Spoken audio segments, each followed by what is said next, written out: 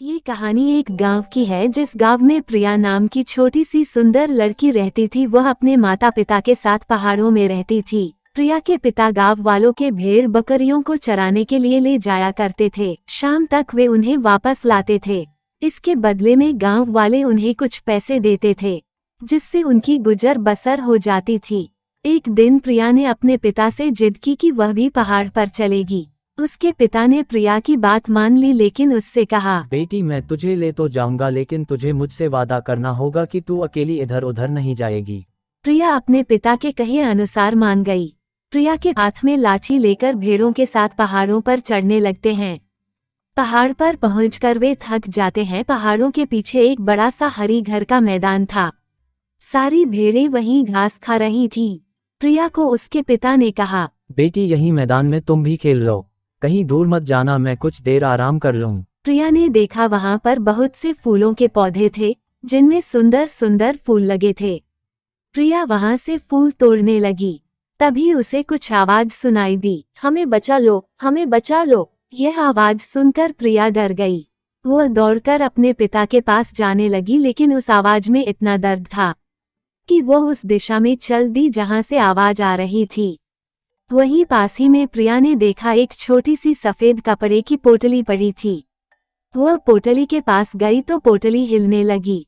उसमें से आवाज आ रही थी, हमें आजाद कर दो, हमें बचा लो। प्रिया ने डरते डरते पोटली खोली। पोटली अभी पूरी खुली भी नहीं थी कि उसमें से 3-4 रंग बिरंगी चिड़िया उड़कर बाहर आ गईं। प्रिया डर गई, लेकिन उनमें से एक चिड़िया ने प्रिया के सामने आकर कहा, डरो नहीं, हमें तुम्हें नुकसान नहीं पहुंचाएंगी। चिड़िया को इंसान की आवाज में बोलते देखकर प्रिया ने डरते हुए कहा, तुम सब हमारी आवाज में कैसे बात कर रही हो? एक नीली चिड़िया ने कहा, हम दूर देश की राजकुमारियां थीं, एक जादूगर ने हमें यहाँ कैद कर रखा था। हमारे पिता से उसने हमें छोड़ने के बदले राज्य मांग लिया। राज्य लेने के बाद भी उसने हमें नहीं छोड़ा। प्रिया ने पूछा, लेकिन अब क्या होगा? तुम वापस अपने असली रूप में कैसे आओगी? ये सुनकर एक चिड़िया ने बताया, इस पोटली को अगर तुम तोड़ दो तो जादूगर का जादू खत्म हो जाएगा और हम असली रूप में आ जाएंगे। जादूगर का जादू खत्म होते ही हमारे पिता भी आजाद हो जाएंगे। फिर वो जादूगर को कैद कर लेंगे। प्रिया बोली, बस इतनी सी बात। ये कहकर प्रिया उस पोटली को उठाकर जोर से जमीन में मारती है। पोटली मिट्टी की थी, वह टूट जाती है। पोटली के टूटते ही चारों राजकुमारियां अपने असली रूप में आ जाती हैं। एक राजकुमारी अपना सुंदर सा मुकुट प्रिया को देती है। एक राजकुमारी प्रिया को अपने कपड़े देती है और उसके कपड़े खुद पहन लेती है। उसके बाद वे चारों राजकुमारियां वहां से चली जाती हैं। प्रिया अपनी सुध-बुध खोकर सब देखती रहती है। कुछ देर में उसके पिता प्रिया के पास आते हैं। वे देखते हैं कि प्रिया बहुत सुंदर कपड़े पहने और सोने का मुकुट लगाए बैठी है। तो वो उससे पूछते हैं कि ये सब कहाँ से आया।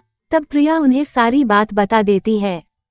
ये सुनकर प्रिया के पिता बहुत खुश होते हैं कि उनकी बेटी ने बहुत नेक काम किया है।